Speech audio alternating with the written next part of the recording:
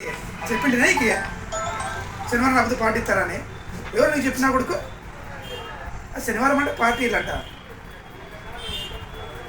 అవునరా మొన్న చెప్పినావు రా నువ్వు ఏమని? ఎప్పుడు నేను ఇప్పుడు శనివారం పార్టీ ఇస్తాము అని చెప్పినావు. నేను చెప్పినా నేను చెప్పినట్టు ఏమైనా సాక్ష్యం ఉందా? లే మంగళవారం నేను చెప్పినా నువ్వు అంటున్నావు కదా, నేను చెప్పినట్టు నీ దగ్గర సాక్ష్యం ఉందా? సాక్ష్యం ఉంటే చెప్పు వ్యాపారులు ఎవరితో రాపదరా లే సాక్ష్యాలతో ఎందుకు లేదా నువ్వు చెప్పు, నిరూపించు.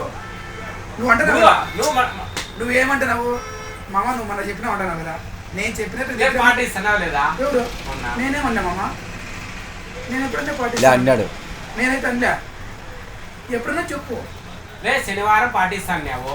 నేను ఎప్పుడైనా లే సరే ఆదివారం ఇస్తావా? ఆదివారంగా నేనేమంటే తేడిగిస్తా సోమవారం ఇస్తావా? ఎందుకు ఇలా పార్టీ చెప్పు? సోమవారం ఇస్తావా? పార్టీ అడగాలంటే ఒక రీజన్ ఉండాలా. సోమవారం ఇస్తావా?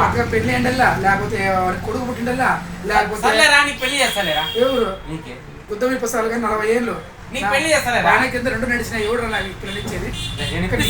నీ పార్టీ కోసం ఇప్పుడు ఉండు ఒక ఏమంది పార్టీ ఇస్తావు ఇవ్వా? అసలు నేను సరే పరా నేనే పార్టీ ఇస్తాను. వద్దులే సార్, మళ్ళీ ఇప్పుడు అన్నా అనుకో, వీడితే తీసుకోలేదు వాడితే తీసుకోలేదు. లే నువ్వు సారిరా ఫస్ట్.